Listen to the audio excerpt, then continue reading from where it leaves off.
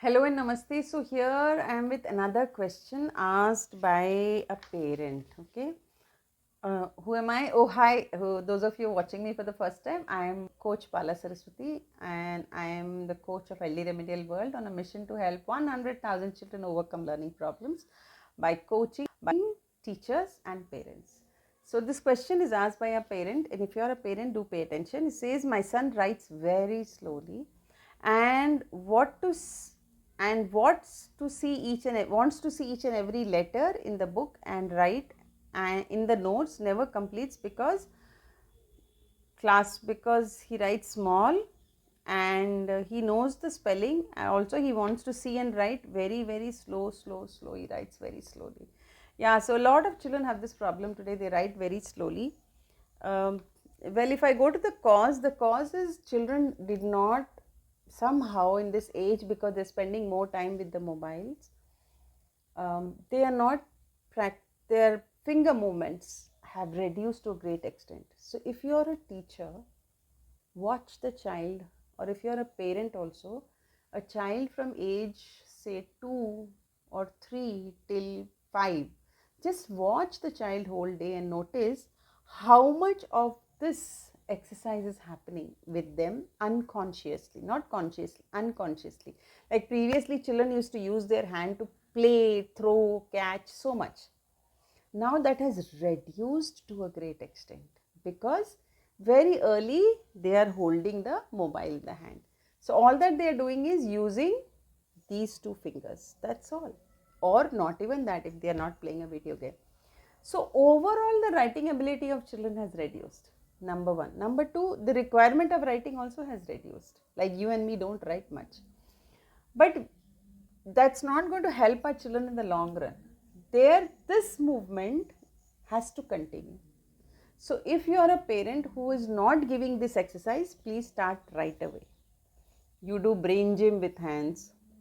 You have so many hand exercises: pushing, playing, rubbing, stretching, all this, where the children's fingers remain activated, which they give signal to the brain, and their ability to hold a pencil and write improves.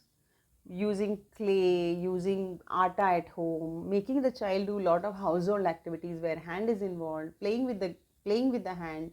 If you do that, this will improve. Once this improves, the effort to write will also improve.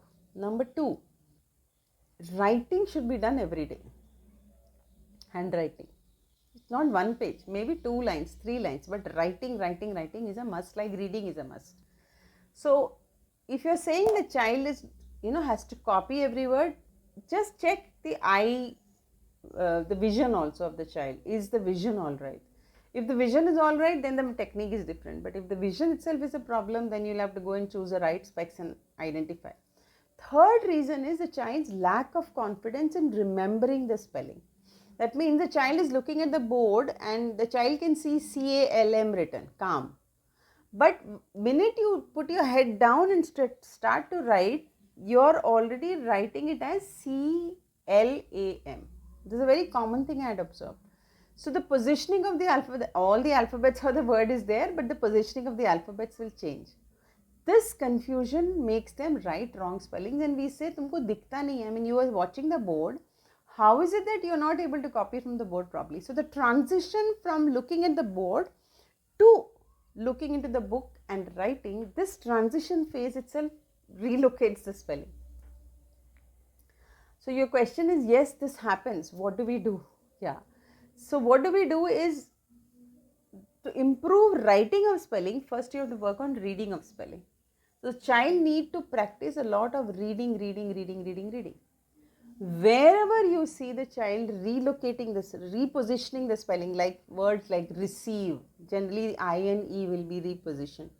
Or wherever you find this, make sure the font size of those alphabets are increased.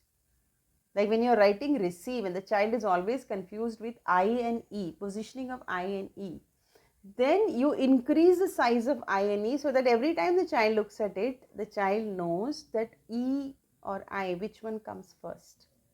So initially you have to start with couple of words in highlighting. Either you give color or you increase the size. Later on the child starts adapting to this method and then the spelling starts improving. As I said, reading is the key. You have to do a lot of reading with the child, and when you do reading, it is the child who has to read, not you. So what I have seen parents doing, the child starts reading and the child gets stuck, the parent reads. The parent reads, the child is only listening. You are listening and repeating, you are not reading. Reading is what? Your eyes should look at the alphabet. The alphabet you saw, there's a connection of that alphabet in your brain. It has a sound. Now those sounds join together and then say the word read. Whereas if you get stuck and you are not able to do this, the mother or the teacher just says the word. The minute she says the word, the child repeats. You have to break the word, you have to give them individual sound and then make the child read, by which your neurological pathways will open. So reading has to be done by the child, like eating has to be done by the child. If the child stops eating, will the mother eat? Put it in her mouth thinking that it will go to the child? No.